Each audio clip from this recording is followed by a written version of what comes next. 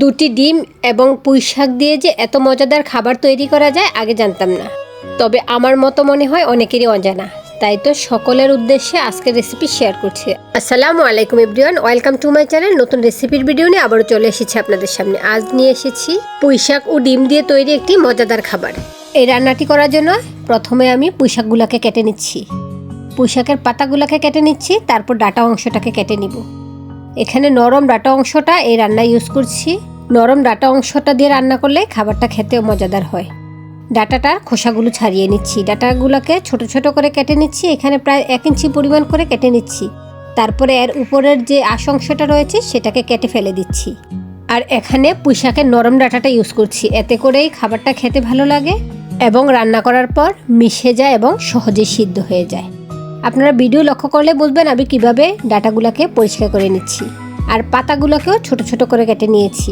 এভাবে আমি সবগুলো ডাটাই কেটে নিয়েছি এবং পাতাগুলোকে ছোট করে কেটে নিয়েছি। এরই মধ্যে সবগুলো কেটে নিয়েছি। এখন এগুলোকে ভালোভাবে ধুয়ে নিব।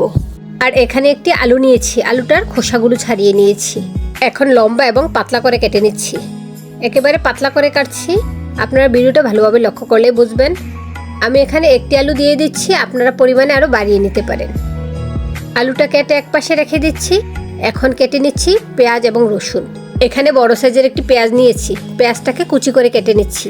এখানে বড় সাইজের একটি পেঁয়াজ নিলেই হবে। পেঁয়াজটাকে আমি 2 ধাপে ইউজ করব। সেজন্য বড় সাইজের নিয়েছি, আপনারা ছোট সাইজের হলে 2টি নিয়ে নেবেন। আর 2টি ছোট সাইজের রসুন নিয়েছি। রসুনটাকেও কুচি করে কেটে নিচ্ছি।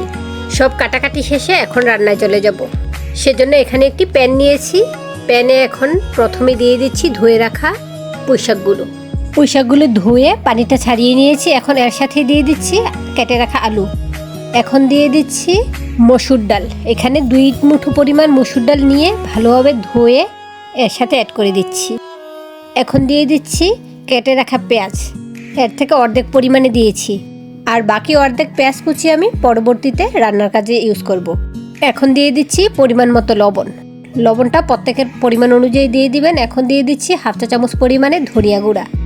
সাথে দিয়ে দিচ্ছি 1/2 চা চামচ পরিমাণে হলুদ গুঁড়া। এখন দিয়ে দিচ্ছি মরিচের গুঁড়া। এখানে আমি প্রায় 1/2 চা চামচ পরিমাণে মরিচের গুঁড়া দিয়েছি, কারণ এই রান্নাটা একটু ঝাল ঝাল হলেই খেতে ভালো লাগবে। এখন দিয়ে দিচ্ছি সরিষার তেল। এখানে প্রায় 1 টেবিল চামচ পরিমাণে সরিষার তেল দিয়েছি। দিয়ে হাত দিয়ে ভালোভাবে মেখে নিচ্ছি। এই রান্নায় হাত দিয়ে ভালোভাবে মেখে তারপর রান্না করলে খাবারটা খেতে ভালো লাগে। সেজন্য অবশ্যই এভাবে হাতে মেখে রান্না করবেন। আমরা তো অ্যাভেলেবল ডাইরেক্ট চুলায় কষিয়ে রান্না করে খাই। প্রথমে এভাবে হাতে মেখে একবার খেয়ে দেখবেন, এর স্বাদটা আসলেই অনেক বেশি। এখন 1/2 কাপ পরিমাণে পানি দিয়ে হাতটা ধুয়ে এর মধ্যে দিয়ে দিচ্ছি। এই 1/2 কাপ পানি দিয়েই এই রান্নাটাকে প্রথমে কষিয়ে নিব। ঢাকনা দিয়ে ডেকে এখন চুলায় বসিয়ে দিচ্ছি। 1/2 কাপ পানিতে এখানে আলুটাও সিদ্ধ হয়ে যাচ্ছে, কারণ পুঁই শাকটার সাথে সাথে ধোয়া, এর থেকে অনেকটাই পানি উঠে আসে। চুলায় বসিয়ে জাল করে নিচ্ছি। দেখুন আমি 1/2 কাপ পরিমাণে পানি দিয়েছি, এর মধ্যে থেকে পানি উঠেছে। পুঁই শাকগুলোতে ভালোভাবে বলক চলে আসার পর এর মধ্যে থেকে পানি উঠেছে। এখন এগুলাকে ঢাকনা দিয়ে ডেকে দিব ভালোভাবে সিদ্ধ হয়ে আসা পর্যন্ত। আলু এবং মসুর ডাল এবং এই পুঁই শাকের ডাঁটাগুলো ভালোভাবে সিদ্ধ হওয়া পর্যন্ত অপেক্ষা করেছি। এরই মধ্যে এগুলো সিদ্ধ হয়ে এসেছে। এখন আমি ঢাকনা তুলে আবারও ভালোভাবে নেড়ে চেড়ে দিচ্ছি। আমি চেক করে নিচ্ছি এগুলো সিদ্ধ হয়েছে কিনা।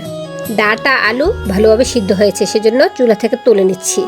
আমার রান্না শেষ হয়নি। এখন সেকেন্ড স্টেপে চলে আসছি। এখানে 2টি ডিম 1/2 চা চামচ পরিমাণে লবণ দিয়ে ভালোভাবে ফেটিয়ে নিচ্ছি। আমি এখানে 2টি ডিম দিয়ে দিচ্ছি, আপনারা পরিমাণে আরও বাড়িয়ে নিতে পারেন। চুলায় প্যান বসিয়ে এর মধ্যে তেল দিয়ে দিয়েছি। এখন ফেটিয়ে রাখা ডিমগুলো দিয়ে দিচ্ছি। চুলার আঁচ মিডিয়ামে রেখে ডিমটাকে ভেজে নিচ্ছি। ডিমের এক পাশ হয়ে গেলে এটাকে উল্টে দিচ্ছি। অপর পাশটাও একই রকমভাবে ভেজে নিচ্ছি। ডিমগুলোকে ছোট ছোট করে টুকরা করে নিচ্ছি। আবার একেবারে ছোট নয়, ডিমের টুকরাগুলো মাঝারি সাইজে রাখবো।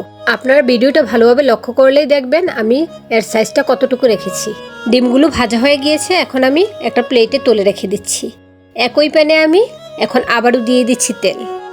এই তেলের মধ্যে প্রথমে দিয়ে দিচ্ছি 2টি শুকনো মরিচ। শুকনো মরিচগুলোকে আমি ছোট ছোট করে কেটে দিচ্ছি।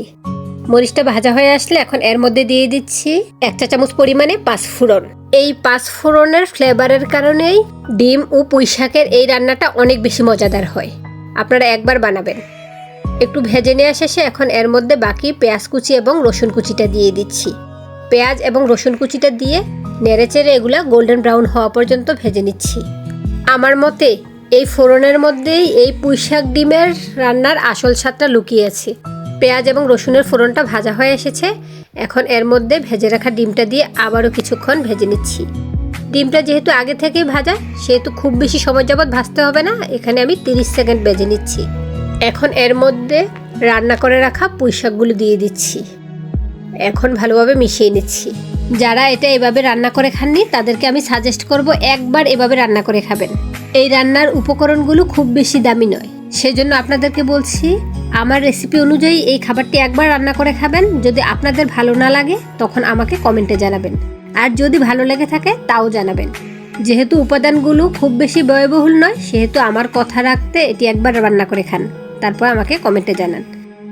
এই ফোড়ন দেওয়া শেষে ভালোভাবে মিশিয়ে এখন জাল করে নিচ্ছি। এর মধ্যে ভালোভাবে বলক চলে আসছে। এখন এটাকে চুলা থেকে তুলে গরম গরম খেয়ে নিব।